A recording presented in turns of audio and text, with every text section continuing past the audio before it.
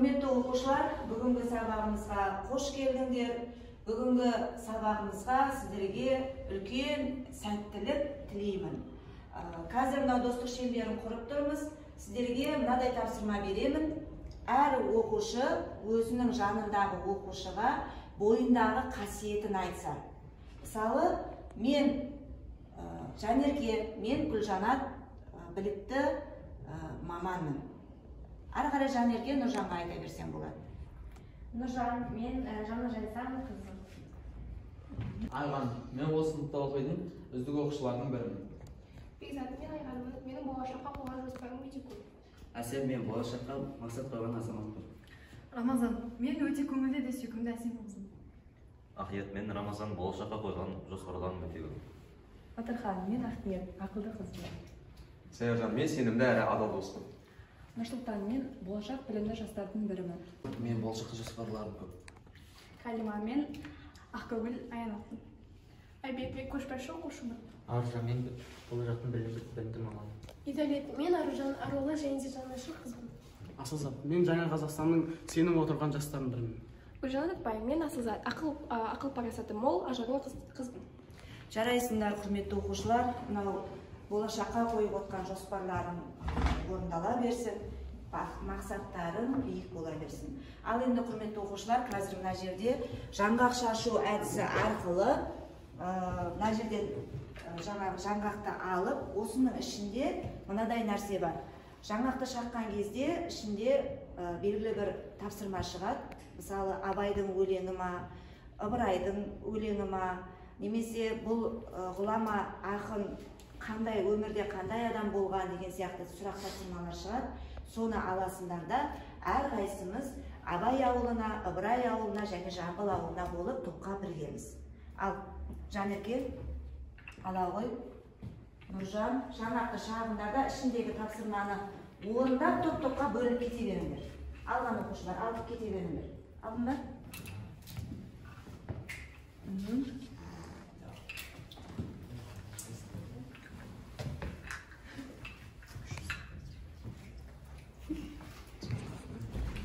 Шоққа бөлінген кезде жаңғақтың ішінде қандай тапсырмалар келді? Кім айтады? Бірінші топтан Абай ауылының тобынан Айғаным. Маған 17-ші қара сөз келді. 17-ші қара сөз, яғни ол Абайдың қара сөзі. Екінші топқа қандай сұрақ келді? Алтынсариннің кел балалар оқылы. Ыбырай Алтынсариннің кел балалар оқылы өлеңі. Үшінші топ сіздерге қандай сұрақ келді? Бізге келген сұрақ 20-шы ғасырдың гомері ол Жамбыл. 20-шы ғасырдың гомері Жамбыл. Жақсы балалар. Енді құрметті оқушылар, сабағымызды ары қарай жалғастыру үшін қазір мен сіздерге бейне көрсетілімін көрсетемін.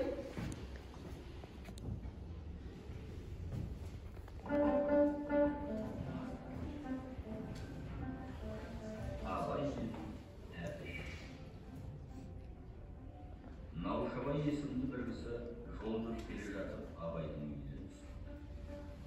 Жайғасып отырған соң ол: Абайжан, өзіңе асыл сөз, алғыр ой тауып айтқан кісі болды ма деп сұрады.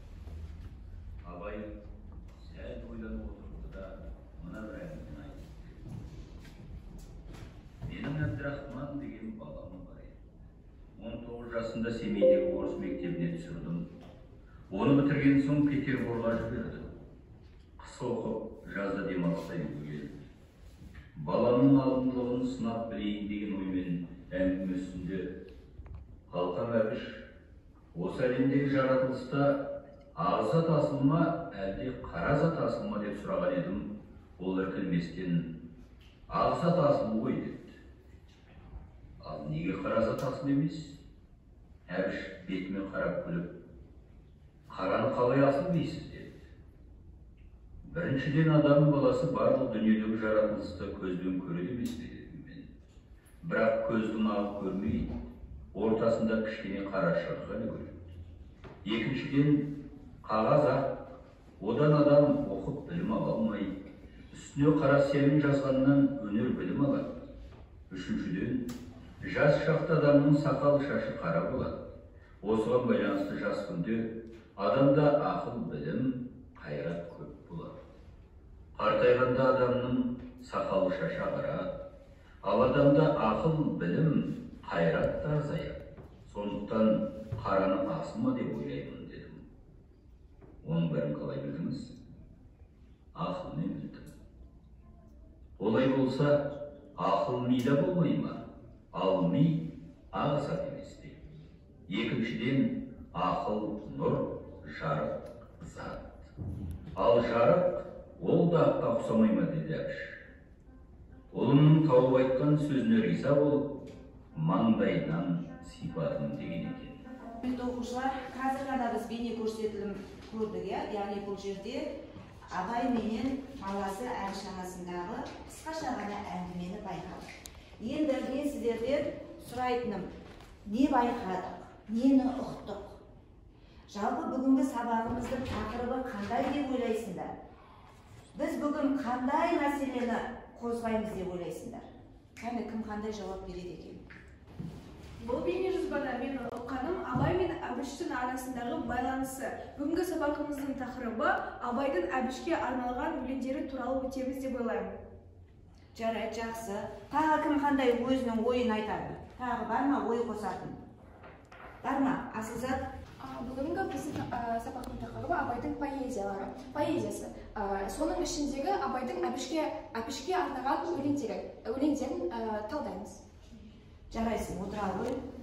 Балалар, бүгінгі сабағымыздың тақырыбы Абай поэзиясы, соның ішінде Абайдың Әбдірахманға арнаған өлеңдері. Жасымда ғылым бар деп ескермедім, пайдасын көре тұра тексермедім. Ер жеткен соң түспеді уысыма, қолымды мезгілінен кеш сермедім. Бұл мақұрым қалмағыма кім жазалы, қолымды дөпсірмесем өстермедім.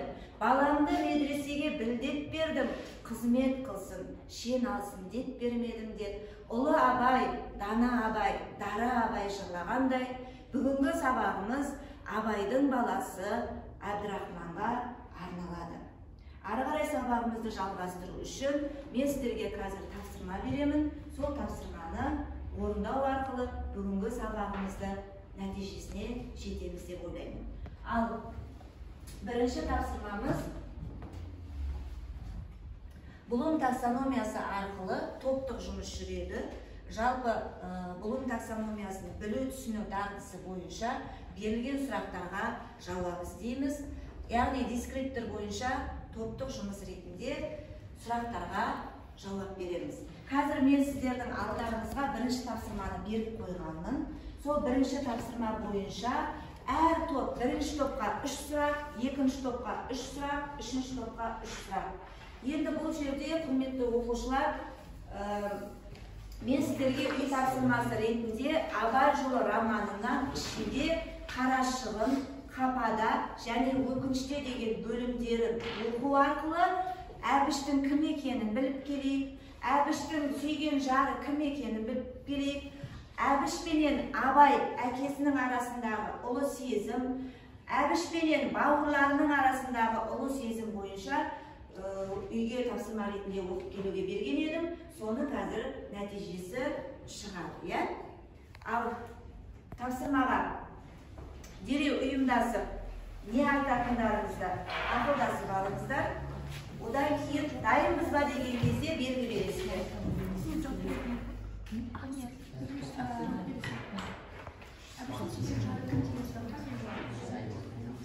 Дайынбыз ба? Жарайсыңдар. 3 топта дайын. Қазір бір-бірімізді тыңдаймыз. Ал бірінші топ сіздерге қандай тапсырма берілді, қандай сұрақтар берілді?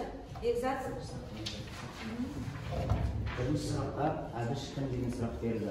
Мен бұған былай жауап беремін. Әбіш ол Әбдірахман Абайұлы Өскенбаев 1968 жылы дүниеге келген. Абайдың бәйбішесі Дүлияның туған сүйікті баласы. Әбіш ақын, 2 шені бар батыр, нағыз маман Абайдың мақтанышы. Ол Алматыға білім алуға келгенінде өте ауыр қалбет төсек тартып, қыршынынан қиылып дүниеден озады.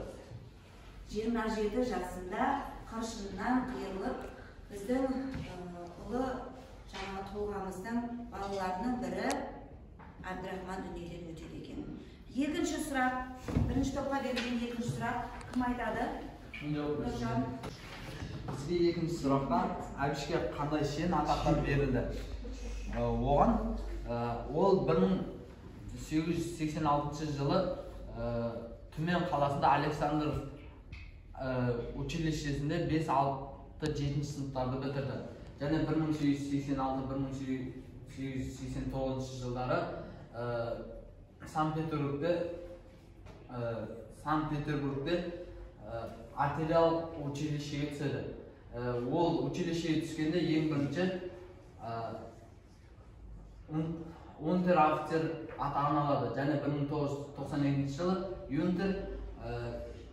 юнтер-офицерін алады. 1992 жылы подпоручник атағын алады. Жарайсың, Нұржан. Жалпы Әбдірахман тек қана жаңағы ақындықпен, өлең жазумен ғана шектелген жоқ. Ол бірнеше жас жауынгерлік атақтан анау аға лейтенанттық атаққа дейін ие болды. Жалпы Әбдірахманның шен атақтары өте көп болған екен, 27 жасына дейін. Үшінші сұраққа кім жауап береді? Жанеке. Бізге бірінші топқа берілген бірінші тапсырманың үшінші сұрағында оқудан келген Әбіш пенен әкесінің арасындағы сағыныш қалай суреттелген? Бұл сағыныш Абай жолы романында өте ыстық суреттелген. Абай жолы романында бұл жайлы айтатын болсақ, Әбіш өз ауылына жетер-жетпес ынтығып келеді. Ауылына жеткенде ата тоқтар-тоқтамас әкесіне қарай құшағын жайып жүгіреді. Ал әкесі екеуі ұзақ уақыт бір-біріне үнсіз құшақтасып тұрады. Бауырларымен бір-бірімен жібергісі келмейді. Және бұның қасында анасы Әйгерім көзіне жас алып қарап тұрады. Бұл сезімде бұл романды оқыған адам үшін бұл әрбір адамға әсер етуі мүмкін. Және де мен сол үшін бұл сезімді өте ыстық деп білемін. Жарайсың, өте керемет. Иә, осы Әбдірахман оқудан келген кезде бүкіл Абай ауылы, бүкіл ауыл осы Әбдірахманның келуін күтеді. Барлығы Әбдірахманның күймесін алға қарай тартыңдар, Әбдірахманның күймесін алға қарай тартыңдар деп Әбдірахманды көруге асық болады. Соның ішінде әкенің сезімі өте ерекше болып көрінеді. Жарайсыңдар, бірінші топ. Ал екінші топқа келейік. Екінші топ сіздерге қандай тапсырма берілді? Бізге берілген сұрақ Әбіштің сүйген жары кім? Және де бұл ұлы махаббатқа кім себепші болды? Әбіштің сүйген жары Мағрипа есімді кейіпкер. Ал олардың махаббаттарына себепкер болған Абайдың бірінші әйелі Әбіштің анасы Ділда болды. Әбіш оқуға кетейін деп жатқан кезде Әбішке анасы Сәулем, сен кетіп бара жатқаннан кейін маған ұян болғанын қалаймын. Ал ол ұян менің қасында болғанын қалаймын. Мен саған атап отырған Мағрипа есімді қыз бар еді. Соны қарасаңшы дейді. Бірақ бұл өтініш болып табылады. Бұл өтінішті оның ағасы мен оның досы қолдап, Әбіш пен Мағрипа үйленеді. Жарайды. Келесі сұрағыға кім жауап береді? Бізге берілген тапсырма бойынша екінші топтың екінші сұрағы. Жалпы романдағы Мағрипаның бейнесі, портреті қалай бейнеленеді? Жалпы бұл сұраққа жауап берместен алдын, жалпы сол Мағрипамен Әбіштің қалай кездескеніне, көріскеніне кішкене тоқталып өтетін болсақ, тыс болып жатқан кезде бір уақытта Мұсабайдың үйінде ән күй басталады. Ән күйдің арасында бірінші скрипканың үні естіледі. Ал сол скрипканы жалғыз тартып тұрған Әбіш болатын. Сол скрипканың даусын үнін естіген жас қыздар, жас әйелдер сол үйге қарай беттейді. Ал сол жас қыздардың даусын естіген ауылдағы жас жігіттер, яғни да мен Кәкетай, Бөлемен деген секілді жас жігіттер есікке қарай көздеп беттейді. Бір уақытта жас бала келіп, бір кішкентай бала келеді де, артынша жас әйелдер, жас қыздар келеді. Ал соның бірінші алдында келіп жатқан жаңағы Мағрипа есімді қыз болады. Жалпы сол портретіне тоқталып өтетін болсақ, қоюы қасы, қара шашы, жалпы бойы ұзын, әдемі бір қыз келеді. Сол кезде екеуі алғаш танысып, скрипканы ойнап жатқан Әбіш сол скрипканың үнін ойнамай, сол кезде сыйластықпен танысып, солай мағрипаның бейнесі бейнеленеді, суреттеледі. Жарайсың, отыра ғой. Жақсы. Келесі сұрақтарыңыз? Біздің топқа берген сұраққа жауап беретін болсам, Әбіштің ауырға шалдыққанын білген кім? Әбіштің ауырға шалдыққанын бірінші білген оның бауыры Кәкітай. Және де Дәрмен, Мағаш, Абай да сезген еді. Және Әбіш өзінің бір сөзінде менің өмірім аз деп қалғаны бар еді. Сонда Мағаш пен Кәкітай шошынып, жыламсырап, жөн сұраған еді. Сонда Әбіш күлімсіреп, қалжыңдаймын деп оларды жұбатқан болатын. Жарайсың. Бұл жерде ең алғаш, осы қазір айтып жатыр, Саяжан ең алғаш Әбдірахманның ауруға шалдыққанын білген ол Кәкітай. Бірақ Кәкітаймен бірге сол кезде Абай да, Дәрмен де және Мағауия да сезген еді. Ары қарай, келесі үшінші топтың тапсырмасына көшейік. Сіздерге қандай тапсырмалар және қандай сұрақтар берілді? Біздің топқа берілген бірінші сұрағы. Романда Әбіш дүниеге өткен соң Ділдә мен Жара Мағрипаның халі қандай болды? Әбіш туған топырағын ұзақтан аңсап өткен еді. Ендігі дүние көзін ашқан ана бесігі Ақшоқысына келгенде оның жүзін біздің біреуіміз көрсек болмас па деп Абайға Ділдә өзінің тілегін, соңғы тілек ретінде білдіреді. Абай оның сөзін мақұл етеді. Анасы Ділдә мен Жара, арманда қалған Жара Мағаштың Абайдың жүзін соңғы рет көріп қоштасуына рұқсат етілсін дейді. Ақ көлеңке салқын тамның ішіне шымылды құрып, сүйік төсекке жасқызған Әбішке Ділдә мен Мағрипа жақындай түседі. Ендігі Әбіштің жатқанын көрген Ділдә құлыным деп зар төгеді.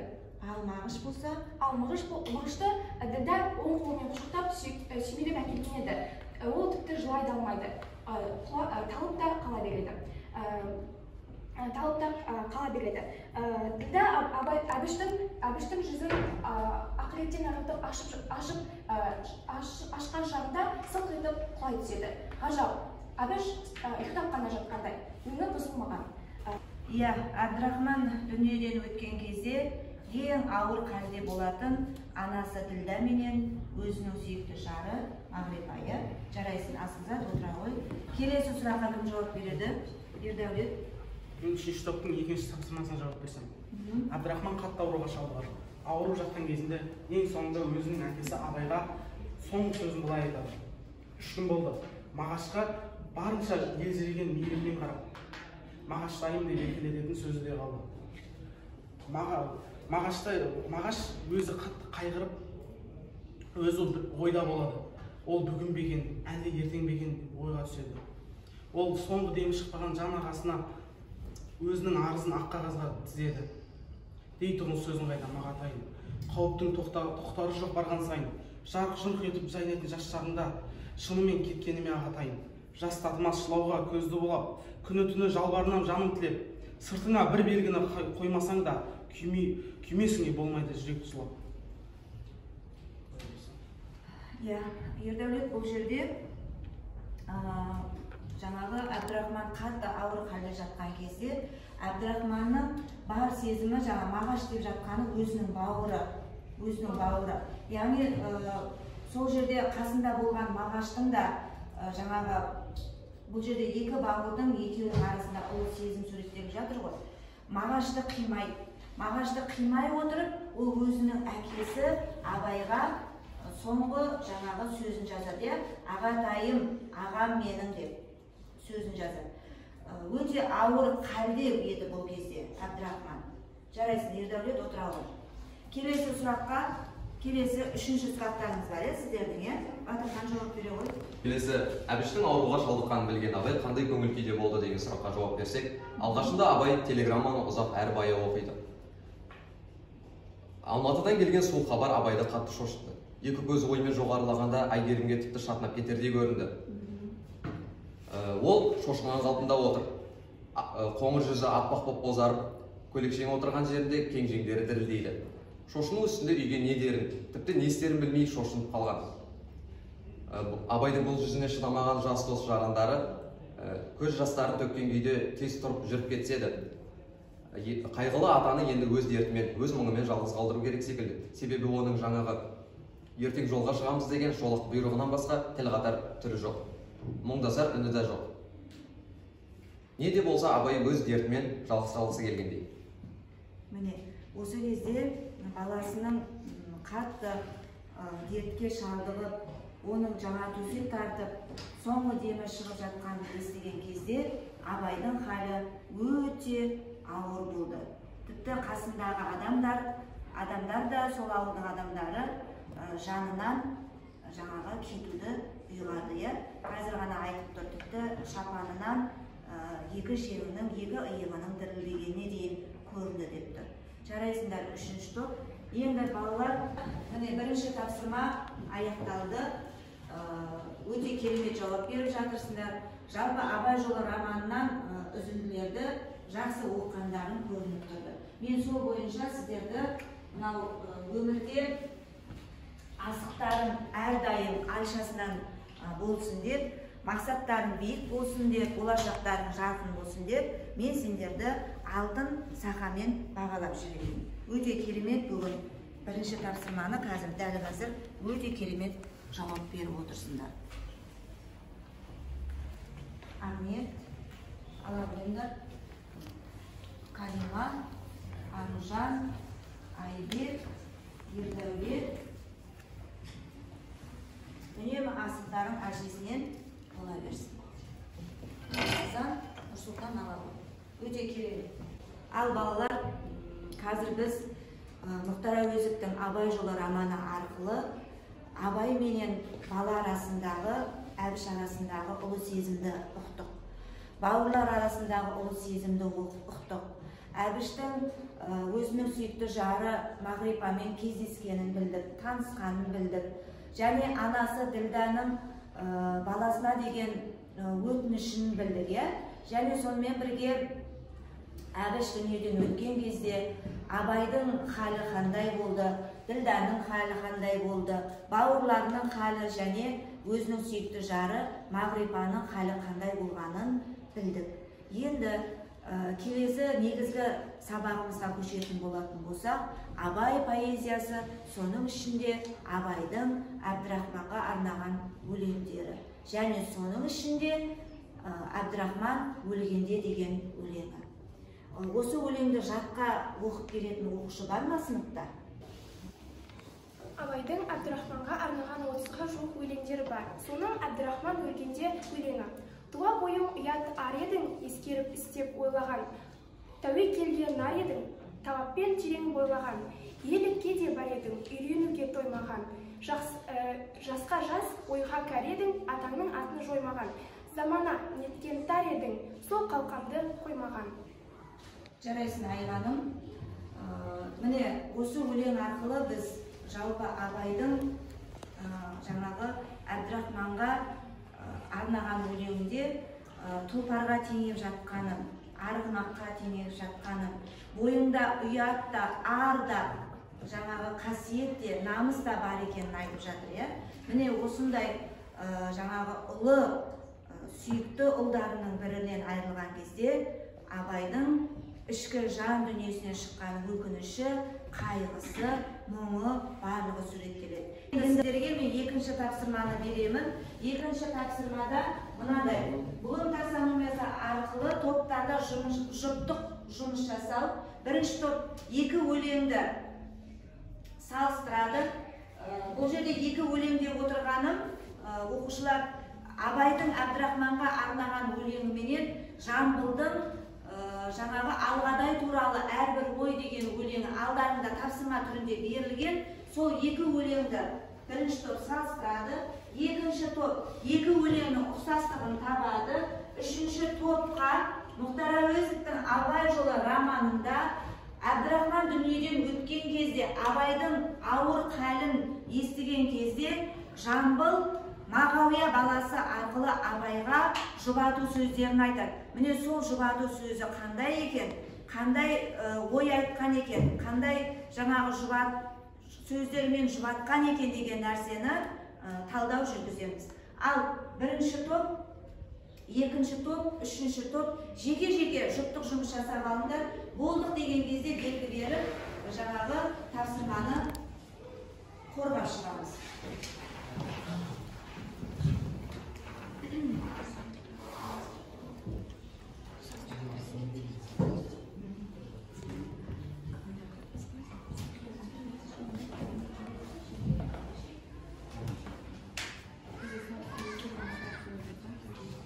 Ал балалар, дайынбыз ба? Дайынбыз ба? Белгі береміз, дайын болсақ. Жарайсыңдар. Бірінші топ, екі өлеңді салыстыр деген тапсырма берілді. Жалпы бұл жерде екі өлең жаңа айтып өткендей, Жамбылдың Алғадай туралы әрбір ой өлеңі менен Абайдың Әбдірахман өлгенде деген өлең. Екі өлеңді салыстыру. Кім сөйлейді? Бірінші топтан Айғаным. Абайдың Әбдірахман өлгенде өлеңінде Әбіштің ол образы ашылады. Әкесі баласына өз бағасын береді, баласы ауыр сырқаттан қаза табады. Ал Жамбылдың Алғадай туралы ойлар өлеңінде қарт әкенің күйзелісі, баласына деген сағынышы, оның көңіл күйі толық көрсетілген, баласы әскерден оралмай қалған. Жарайсын, отыра ғой.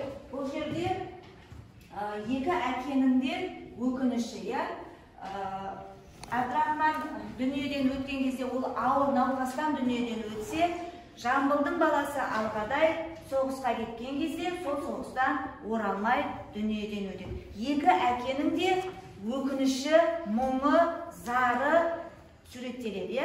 Жарайсыңдар. Екінші топ, екі өлеңде ұқсастықты табыңдар деген. Кім сөйлейді? Аружан. Осы екі өлеңнің ұқсастығын айта келетін болсам, екі өлеңде де әкенің жоқтауы, зары, өз-өзіне айтқан жұбату сөздерін көре аламыз. Бұл өлең жоқтау түрінде жазылған. Бұл өлең 7 және де 8 буынды болып жазылып келеді. Шалыс ұйқастан тұрады, екі өлеңде. Екі өлеңде шалыс ұйқастан тұрады. Бұл жерде де жаңағы айтып өткендей, жоқтау әкенің жаңағы қолдарынан айырылған әкелердің зары, мұңы, жоқтау. Жарайсыңдар. Екінші топ. Үшінші топ. Сіздерге Жамбылдың Абайға айтқан жұбату сөздері берілді. Кім сөйлейді? Асылзат. Жамбылдың Абайға Мағауия арқылы жеткізген сәлемі, жоқтау жұбату сөздері. Сәлем айт барсаң Абайға, кеңесі жеткен талайға, ауырды жеңген қара жер сабырлы болсын қалайда. Bir жұтқан судай дүниесің, ашысын жұтып күйнесің, тәттісін жұтып сүйнесің. Жаңаққа біткен бәйтерек, жалғызбын деп жүрмесін. Кемеге келген асылай тасқынды тәңір басуай. Нар көтерген ауырға арқасын тосын жасымай деп бастаған Жамбыл сәлемі әуелі Әбішті жақсы жоқтап, Абай, алыстағы күрсінгенің мұндағы біздің жанымызды шарпып жатыр. Сен жалғыз емессің, сенің елің көп, досың көп. Сенің қайғыңа біз ортақпыз. Сен жалғыз емессің деп өзінің жақсы жұбату сөздерін аяқтайды. Жұбату сөздерін айтады. Жарайсын, отырауы. Асылзат. Бұл жерде осы жұбату сөздерді Жамбыл Абайға кім арқылы жеткізеді? Абайдың баласы Мағауия арқылы жеткізеді екен. Жарайсыңдар, өте керемет. Енді бағалап жіберейік. Мен сіздерге қазір жапондық бағалауды ұсынғым келіп тұр. Бірінші топқа, екінші, үшінші топ жапондық бағалаумен бағалап жіберсе, кәні бірінші топ жапондық бағалау. Жарайсыңдар. Екінші топқа, үшінші топпен бірінші топ жапондық бағалаумен бағалап жіберсін. Екінші топ. Жарайсыңдар, толық қолымызды көтереміз, балалар. Жапондық бағалау. Ал үшінші топқа бірінші топ пен екінші топтың оқушылары баға берсе, жапондық бағалаумен. Жарайсыңдар, үшінші топ. Өте керемет жауап беріп жатырсыңдар, тапсырмаларды өте керемет орындап жатырсыңдар. Барлықтарыңа да өте жоғарғы балды қояды. Ал үшінші тапсырмамызға көшейік, балалар. Үшінші тапсырмамыз Блум таксономиясы арқылы, соның ішінде жинақтау дағдысы бойынша бәрімізға ортақ жұмыс фишбон әдісі арқылы жүреді. Дескриптор арқылы жалпы бірінші топ, екінші топ, үшінші топ ортақ жұмыс істеп тұрмын ғой. Негізгі мәселені анықтаймыз, бәріміз бірге өлеңдегі лиризмді табамыз, Әбдірахман өлгенде өлеңіндегі, және сол өлеңнің жанрлық сипатын табамыз. Ортақ жұмыс бәрімізге де қатысты.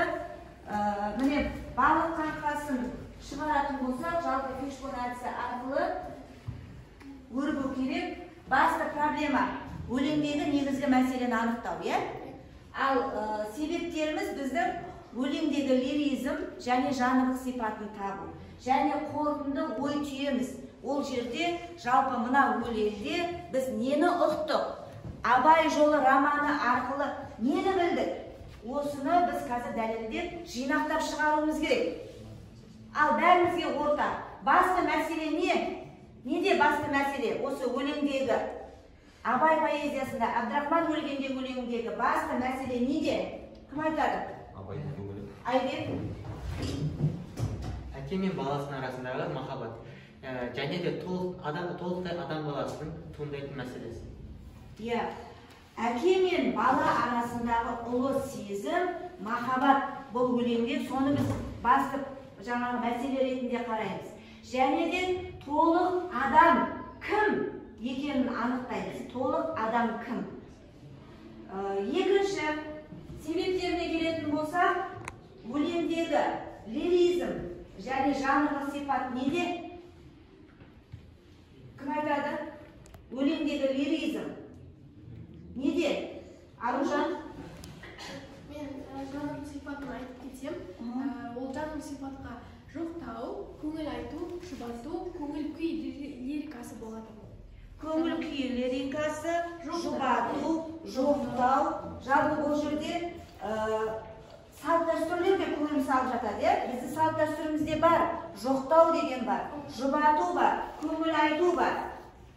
Жанрлық сипатты осы жерде өлеңдегі шығып тұр. Өлеңдегі лиризмді кім сипаттайды?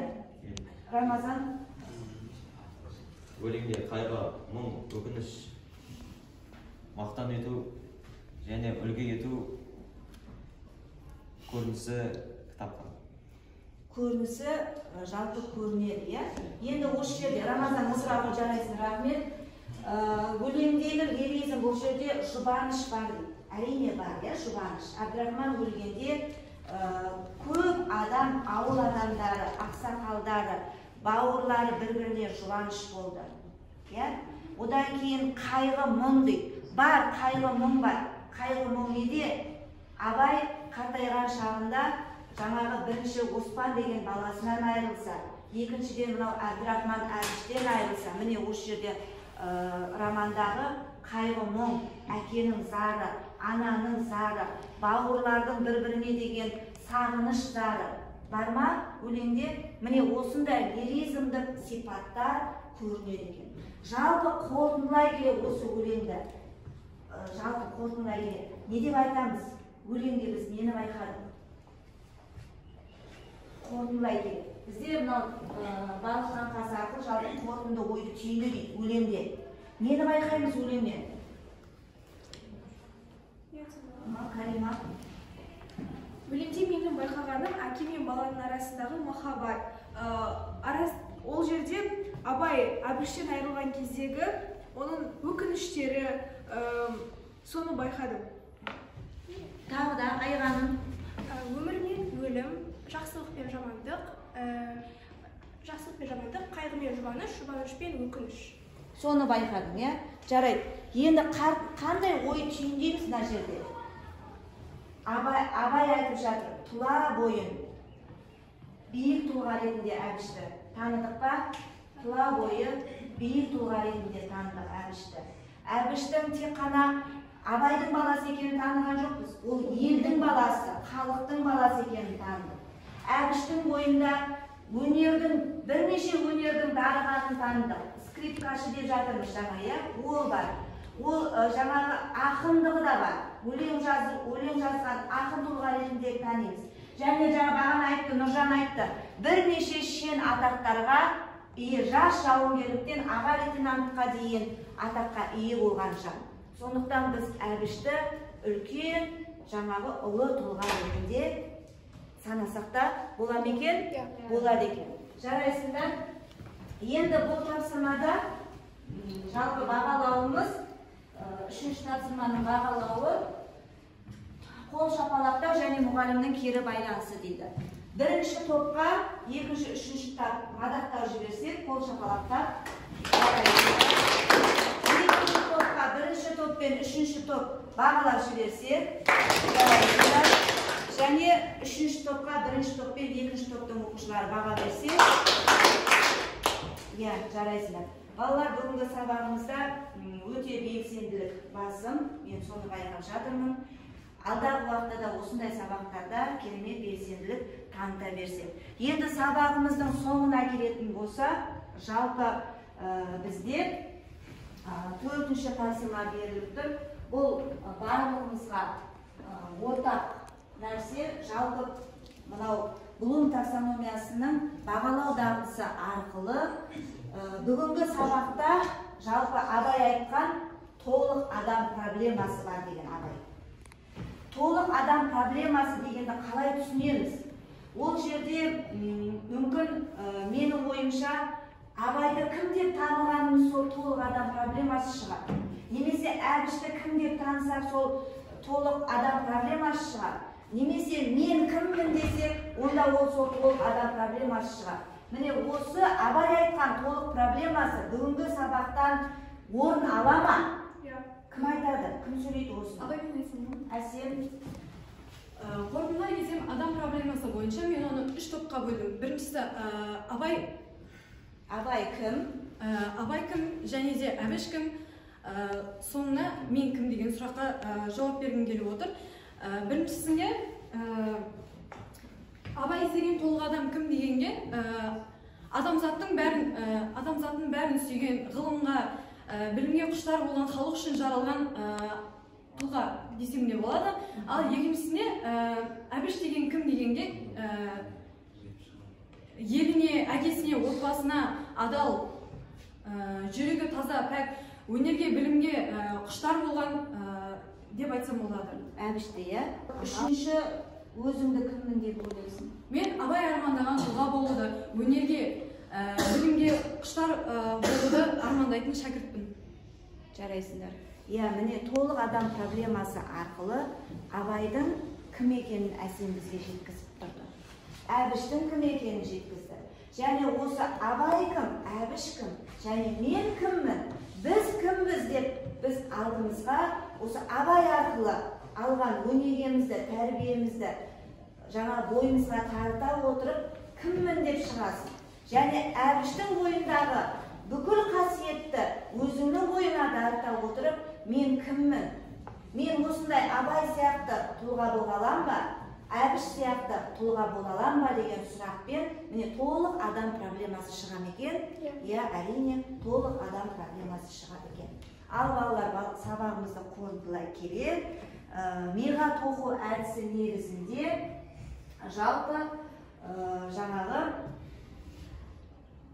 бүгінгі сабағымызда біз нені өзімізге бойымызға дарыттық. Бүгінгі сабағымыз бізге әсер етті ме? Несімен әсер етті? Мен бүгінгі сабақтан әсер алып, жаңағы бойыма сіңіріп, өзгеге айта алам ба? Деген оймен кетіп бара жатырсыңдар ма? Әлде жоқ, бүгінгі сабақ ұнамсыз жерлері болды ма? Мен әлі де болса, мына жердің әлі де болса оқығым келеді, әлі де болса дамытқым келеді мына сабақты дейтін болатын болсаңыздар, қазір сол миға тоқу әдісі арқылы өздерінің әр топтан бір-бір пікірлеріңізді айтсаңыздар. Бірінші топ. Бүгінгі сабақтан нені ұқтың? Бүгінгі сабақ ұнады ма сіздерге? Айғаным? бүгінгі сабақтан баланың әкеге қаншалықты маңызды екенін ұқтым.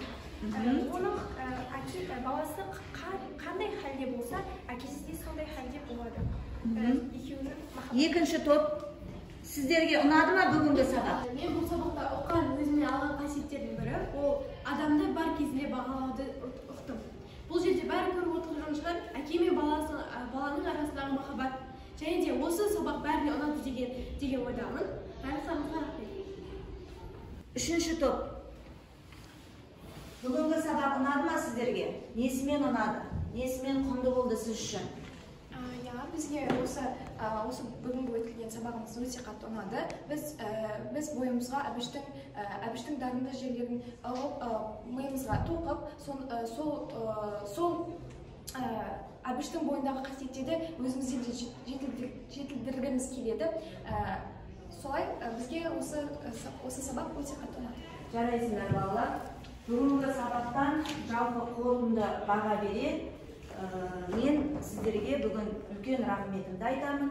Және бүгінгі сабақтан алған балдарыңыз 9 балменен бағаланады. Рахмет, сау болыңдар.